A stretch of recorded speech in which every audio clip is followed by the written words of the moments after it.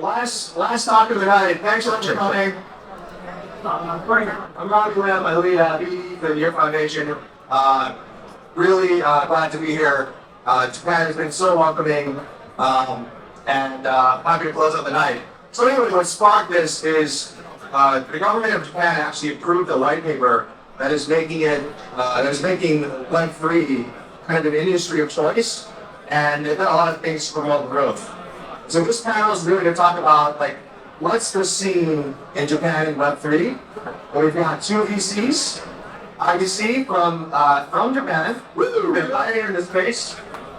Ryan from San Francisco, where he's invested globally and including focus on Japan now.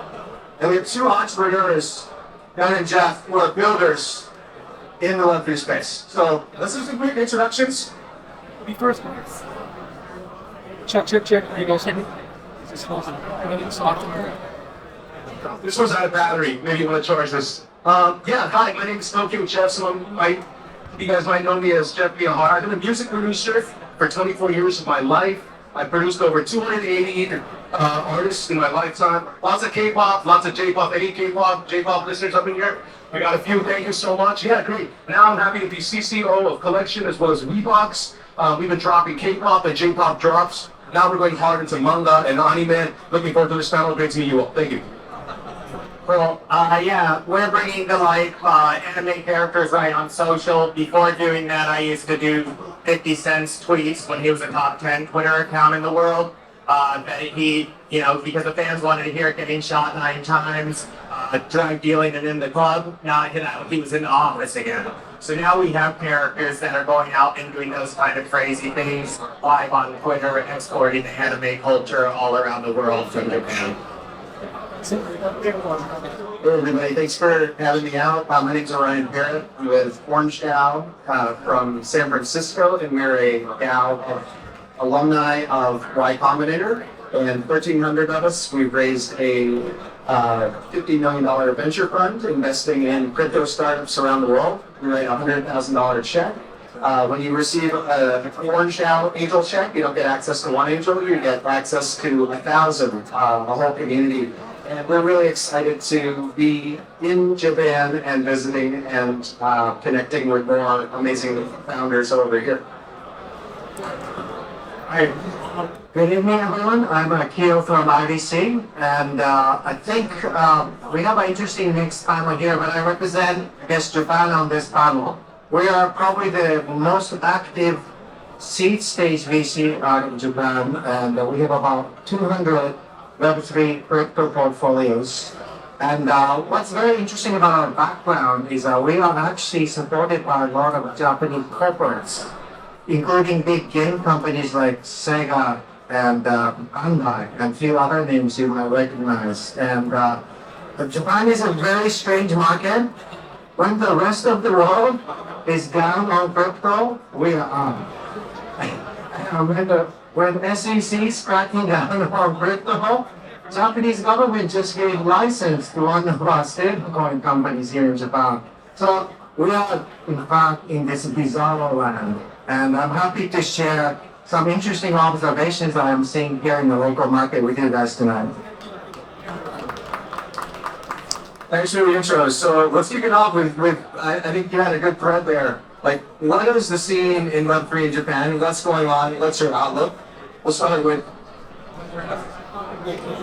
So what's interesting here is that about 2 years ago, when the rest of the world, and probably most of you, was already discovered Web3 and very actively investing, and during that time, most people in Japan in that space were sleeping. Obviously, there are some early pioneers, and some of them might be here, but I'm talking about the majority of the investors, including the government, they were sleeping. And while they're napping, luckily, they missed Luna, they missed FTX, all the bad things that happen in crypto. Japan missed out on that train. But during that time, not knowing the world was blowing up outside of Japan, Japanese government started developing a new economic policy. And they said, okay, we're going to start on Web2 completely. GAFA is controlling all the Web2 properties in Japan, and we have no hope to gain footground there. So we decided, okay, Web3 sounds like a new thing, but maybe Japan still have a good crack at. So somehow, it's kind of miraculous. Japanese government made Web3 a national agenda. And big telcos like NTT decided, oh, we're going to spend $5 billion in the next 5 years in Web3. I still don't know what they're going to spend $5 billion in Web3 next 5 years. But there's actually a very positive environment. And as I mentioned, Japanese government became the first OECD government that issued license for stablecoin companies. And in fact, our portfolio, which co-invested with Circle, is a recipient of that license. So we have a very interesting trend here. So what you will find in Japan, especially if you're from overseas, there's a lot of willingness from the corporate sector especially to work with you. Don't expect them to know a lot. They may not know much about the subject domain as you guys are, but definitely you're willing to listen. So if you have a project of an interesting technology or interesting platform that has relevance to Japanese companies, I think this is the right time to get started with the conversation.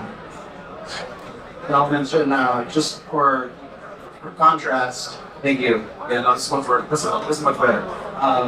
Yeah, much better. So, sorry everybody. So, just for contrast, yeah, in the U.S., I mean, referenced it that it's like a crackdown and a lot of fear about what's happening next with regulations. Thank you. And it's remarkable how that the U.S. is going in the wrong direction. So it's very exciting that Japan is becoming much more favorable. When you listen to the government talk about crypto, it's they're saying a lot of positive things. I will bring up, I mean, there's a pretty difficult tax rate right now, but I'm really excited to hear what's going to happen next with that. And so I'm optimistic about it just because of, the government really speaking favorably and wanting to correct that. So I think that's really exciting. Whereas in the US, it's much more like regulating the hell out of everything, and like if you're doing anything with crypto, you're gonna become regulated. So that really pushes us in the U.S. to like look at Japan or how can we invest over here and be on board the ship that's going in the right direction. So. Yeah, sorry, we're too silly to talk about regulation with our team. This is much more about the culture and adventure. And what we see a lot with the Japanese Web3 scene, there's a lot of international teams trying to come over and get access to the IP that's so great over here. It's one of the real cultural hubs of the world, and probably the best cultural hub for Web3, the geeks and the freaks like us. So it's, we see that a lot, but then we see a clash between Japanese IP holders are famous for being very precious about their IP. So it's a very strong clash between composability that people are looking for in Web3 and a pure store of value. And our team really believes in the composability and building new stories that are optimized for these new paradigms, rather than just purely trying to go out and find the next Charizard card for Logan Paul to wear around his neck in his next box. You can.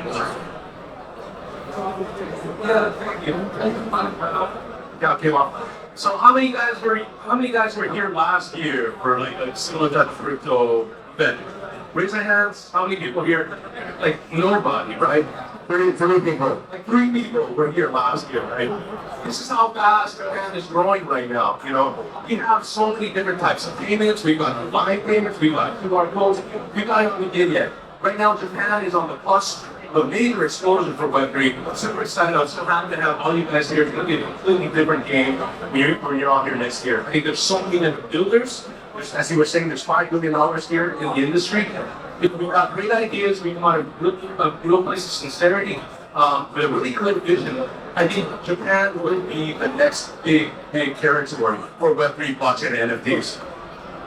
Great. So, Kim-san, you built IBC into this really a prominent VC fund in Japan and across globally, actually. But you also host the biggest crypto event in Japan. what advice do you have for an international either investor or operator trying to access the Japan market?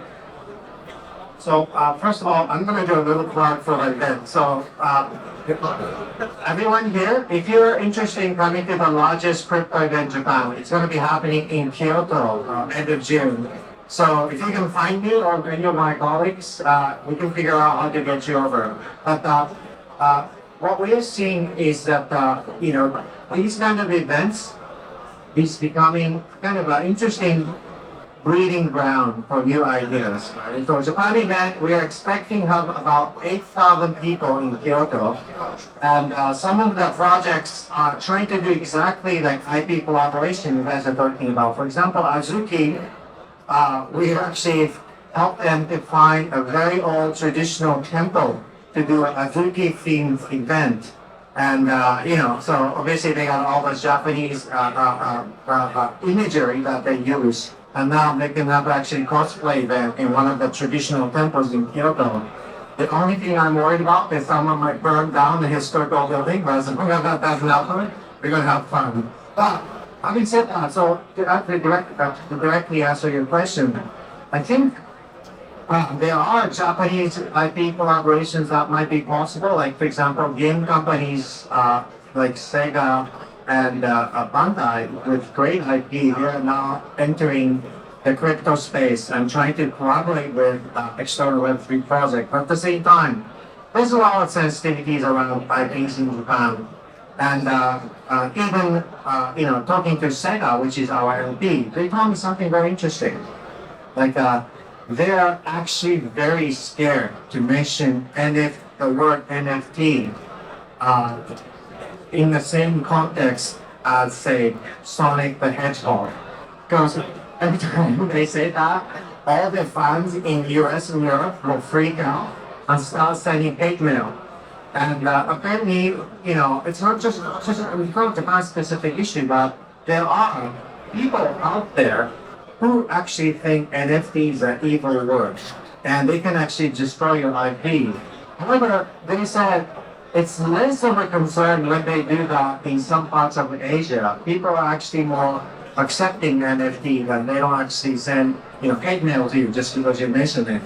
So the companies are starting to understand, it's NFTs not always positive for every fan base they have, and they're actually trying to figure out what is the right mix. So when you approach those Japanese IP holders, yes, please use some caution, and because they have been burned before, and you need to understand, different sensitivities. And another interesting thing I've heard from the anime manga community. So I know the Japanese company that owns one of the largest anime fan community globally, with about 20 million monthly users. And they also were trying to bring NFTs, and then almost got the whole site shut down because people are so upset. And again, they're turning the issue as a lot of poor manga fans felt when NFT comes, it has nothing to do with their fandom. It has more to do with speculators coming in and making things unaffordable, or just, things go up and down, and that your actual fans who don't want to sell end up holding the bag. So they have seen those negative economies that happen because of NFT. So a lot of people in this manga anime community wants to explore, but they're also trying to figure out how to do those things so that because ultimately they're not interested in them making money with you, but while all their fans losing money. And they want to actually figure out a way to introduce this NFT or any other Web3 technology that ultimately benefits their fans, not the speculators who comes along and then reap the reward and go. So I think that's these kind of sensitivities you should develop when you're talking to the IP holders. But I think, Jeff, you probably have more thoughts on this space. Okay, Jeff, You and the IP. Well, if I chime in real quick here, over on the topic of IP, Ben and Jeff are actually exporting Japanese IP or creating IP here, exporting it to the world. So I'm curious, what takeaways do you have, and what are the key learnings that you can share with the audience? I'm going to let go first, but before that, just talking a little bit about the Japanese industry here. So I actually made this for my company, my team members, because there's a key difference between Japanese NFT and blockchain fans, as well as international users from the US. So Crypto.com research, main reason to use NFTs, number one reason, we all know that's financial gain, right? Second one, interest in the technology. So we're looking at like 49%, 45%. Most of the people here are spending it. Let's fast forward, let's go to Japan. And it's a really beautiful thing. This is made by the Consumer Affairs of Japan. Very, official title, right? So number one, 59.4% of the fans here in Japan, why do they collect NFTs? Collection. They want to collect. They want to collect. That's a big difference, right? The second one is, yes, there is speculation, financial gain. But after that, it's like, number three comes in, it's like, what kind of utility is there amongst these NFTs? Number four, we want to be able to support the creators. These guys get like 7.5% quality. That's a completely different, I think, demographic of people that are collecting and building, actually collecting and supporting the space. Thanks a lot. That's great. We got start to wrap up, unfortunately, but why don't we go this last couple of questions, and we'll get back to Ryan as well. Yeah, so I think with the IP, like a lot of people are looking for that accessibility though. Like it's a very hard culture to get into. I'm half Japanese. I'm not Japanese here. Only in America I'm Japanese. So it's a tough culture to get into it. So it's all about accessibility. It's all about getting people a chance to be closer to their characters. That's a really special thing about the MMA culture is that says this 2D, you'll never be close to it, so it's a very consumer-centric culture of trying to collect what that character has, and just something with them on it. You see it at the conventions, you see the Santa, the claw-sized bags of swag that people are carrying around, and that's what I think is really key, is getting that accessibility. The question for Jeff is on exporting IP to the world. What do we got? Oh, thank you. Thanks so much. All right. So talking about talking about bringing Japanese IP internationally, it's a little bit of a process. So I'm going to talk a little bit about. I'm going to do this really maybe 2 minutes. So any anime fans here in the room? Anime. Everyone here is there. Any anime fans here in the room? Okay, great. You should know. I'm going to go some numbers here. Some numbers for you guys. The global anime market size was valued at US dollars $28 billion. $28 billion in 2022. This is going to be releasing compoundly growing 10% a year until it hits $60 billion by 2030. So I'm going to put things in perspective for everybody here. ES collection, we were dropping K-pop and J-pop artist drops. Now we're going fully into manga and official licensed IP, Japanese IP drops. But it has not been an easy process at all. Why? A lot of you guys are here because we want to work with some Japanese friends, we want to work with some Japanese IP, right? I'm going to put things in perspective. So, me personally, I'm romantically attracted to women. So I'm going to compare the Japanese manga industry, kind of like a really beautiful woman on Instagram. We do 2.8 million fans on her Instagram page, as well as $28 billion of her personal work. Now, obviously, what is she going to be interested in to give you the time of day? 4 things. Number one, storytelling. Number two, magnifying her brand. Number three, innovation. Number four, increase in her business size and her profitability, right? And so what can I do to become attractive to her? Number one, obviously credibility.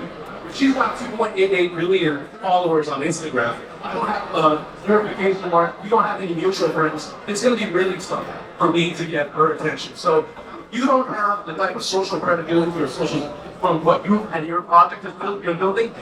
The next most wonderful thing you can do is obviously everyone here in this room is doing, and that's building off of each other's social capital, right? We collaborate, we build it together.